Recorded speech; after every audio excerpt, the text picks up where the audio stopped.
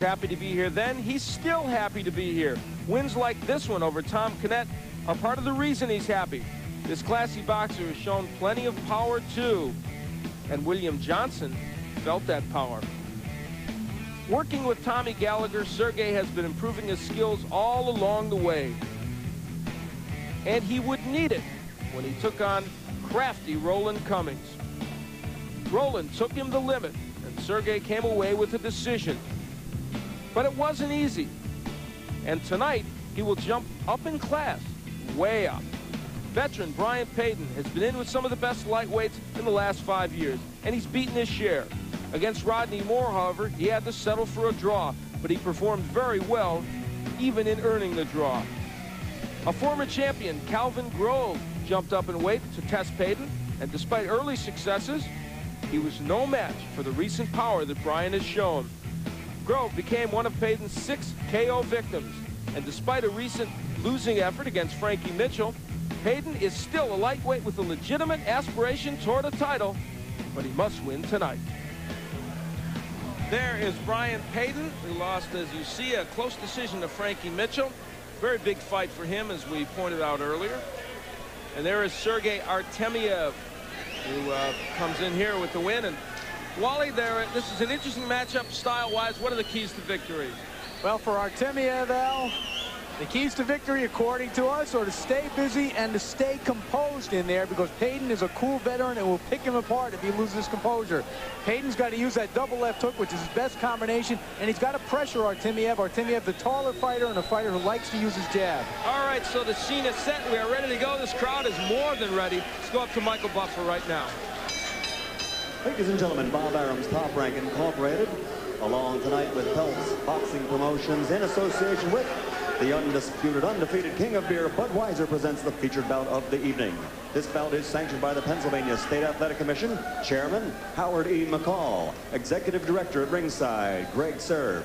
The 3 judges scoring this bout, George Hill, Myra Grant, and Mercedes Medina. Physicians in attendance, Dr. Paul M. Steinberg and Dr. Jonathan Levin. And the timekeeper is Tony Stenza. And now, ladies and gentlemen, from Philadelphia's legendary House of Pain, the Blue Horizon, let's get ready to rumble! 10 rounds of boxing. This is in the lightweight division. The referee for this bout is Rudy Battle. Introducing first, fighting out of the red corner, wearing the black trunks with red trim, weighing in at 135 pounds. He's from St. Petersburg in the newly formed Republic of Russia. His professional record, 15 victories, only 1 defeat and 1 draw, 11 KOs. Ladies and gentlemen, Sergei Artemiev. And his opponent across the ring, fighting out of the blue corner, wearing the gold trunks and weighing 135 1/2 pounds, from Philadelphia, Pennsylvania, South Philly to be exact. His professional record, 15-8-3 with 6 KOs. Introducing Bryan Honeyboy Paden.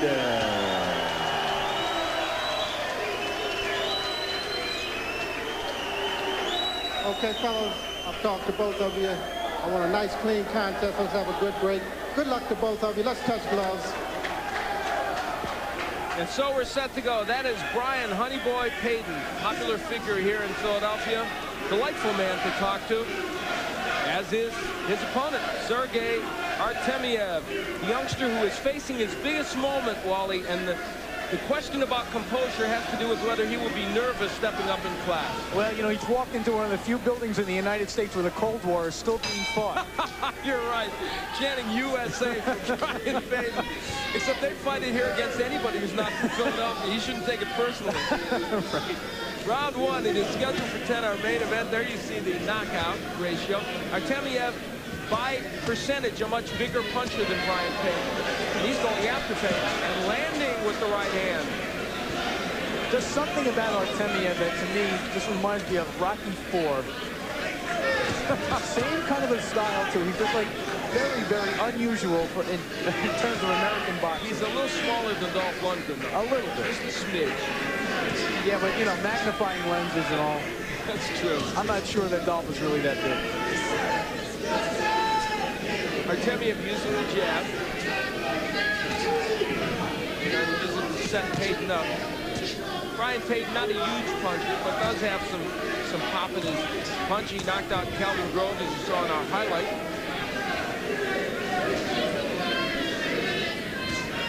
Excellent right. Artemiev getting that right hand in very well early in this bout.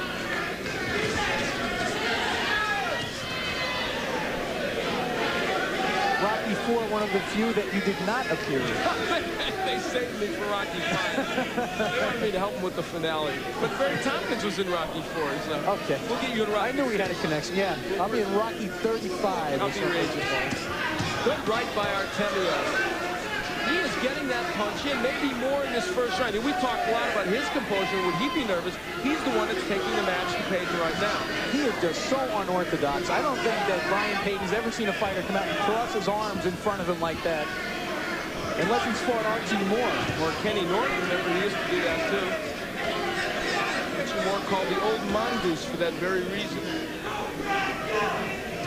Minute left to go here in round one. Paden gets in his first meaningful blow of the bout. That's a left hook. Now, one of the habits they're trying to break Artemiev of is just pawing with that left jab to set up his right, which is the way they teach fighters to fight in Europe, especially the amateurs. And he still does lapse into that every so often. And a quick right hand by Bryan Paden could make him pay the price for it.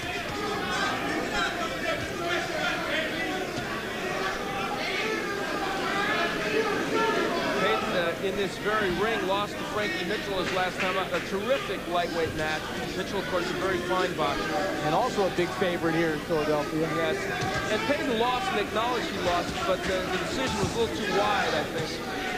Artemiev having himself a very fine first round here. Punching with more accuracy than I think Paden thought he could. See if the veteran Bryan Paden in his corner can figure out the answer. We'll be back in a moment. That's Bryan Paden coming out for round two to face Sergei Artemiev. Battle of lightweights. And in the corner in between rounds, Tommy Gallagher reminded Sergei Artemiev to be busy. And every time he reminded him, he said, remember, we are in Philadelphia. And that is a reference to the fact that Paden is from here, and they're not 100% sure they're going to get the benefit of the doubt by the officials. Well, you know, if it's a close decision, maybe they can get the rematch in Leningrad. No, St. Petersburg. Oh, see, there you go. So sorry. I don't want the historians writing it. Still working on my terminology. I hope by Olympic time that you and I will both be used to saying the unified team. We better be, or whatever they'll be called by then. Right. Or we'll be run out of Barcelona. We're in round two. It's scheduled for 10. This is our main event. And so far, Sergei Artemiev, the Russian boxer who has been over here in the United States plying his craft for the last year or so, is having a very good outing. You know what? There's not a drop of sweat on Sergei Artemiev. And yet he seems loose. Or as loose as he can seem, because he does have that herky-jerky style. I tell you, it's Bryan Paden who looks like he can't get off right now. You know what? You get a very strange look from Artemiev. I'm sure that Bryan Paden has not seen many fighters with this style, if ever, if any. Paden slapping with the left hook. Now, Bryan Paden normally uses the left hook a lot. He's not using it much now. No, and the reason is, I think, that he's a little wary of that right hand of Artemiev. And you know, if you dip to throw a left hook to the body, you're asking to get hit with a right hand over the top. That's true, and that's why he's got to double up with it quickly. And as you pointed out, Artemiev has been quicker with that right hand than he thought. Also, I think it comes from a strange position. It comes kind of across his body, which is something I'm sure Paden hasn't seen very much of. And Bryan Paden not doing too well on the inside, where you would think he might have a little advantage over Artemiev, but not getting it done there so far. A little over a half minute left to go in round two. Not a quick-paced round, but one that has certainly favored Sergei Artemiev. Artemiev is a very deliberate fighter, slow-moving until he sets himself up. And I think right now he's got Paden working at his pace, which is not good for Paden.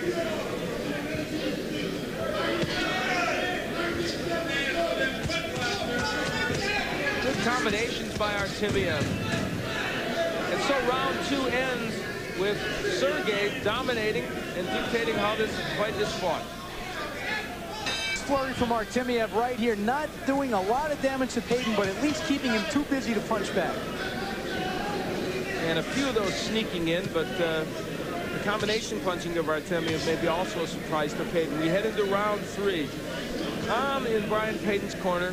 Wesley Luzon, one of the best boxing minds here in Philadelphia, and that means you're one of the best boxing minds, period. Anywhere in the universe. Yeah, that's right.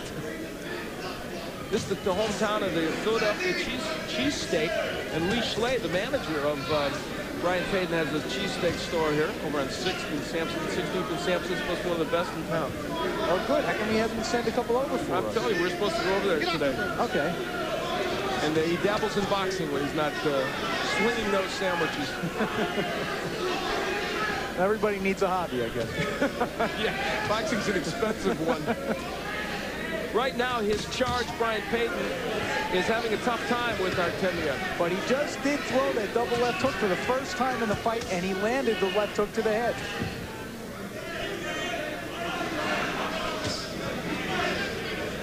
I think the power of Artemiev is really surprising Paden. I think he's hurting him. There was a good right hand.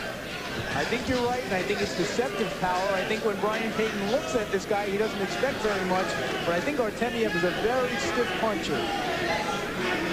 The last man to knock out Bryan Paden was Tracy Spann. In fact, the only man to knock out Bryan Paden was Tracy Spann, who's a very big punching lightweight. You've seen him here on ESPN before. He's a top contender. Tracy Spann will be the only man to knock out a lot of guys with excellent chins. Oh, he really can punch hard. Good body work by Artemiev. And a straight right. Oh, again, good hand speed. The second right hand was really good. We've seen Artemiev before, and he's performed well, but this is much better than he's performed, and he's against the better fighters. And a lot of it has to do with keeping his composure, Al. You notice he's studying Paden very, very closely. He's dropping in punches when he has to. He's not wasting any shots. I'd like to take a look at his connect percentage. I don't think that he's really missed very many punches at all. Doing quite well, and he's been judicious about the punches he's thrown. Half a minute left to go in round 3. And, you know, there's things that you don't see from a lot of the European fighters. And, of course, Tommy Gallagher working with that double and triple left hook from Artemiev. Look at that. Excellent hooks underneath. And Bryant missing with his own hook. Well, don't forget, many of these fighters who come from Eastern Europe, not exposed to professional boxing, mostly fight in the amateurs, don't body punch very much there. Well, round 3, much like 2 and 1, Sergei Artemiev building up a big margin, even if we are in Philadelphia.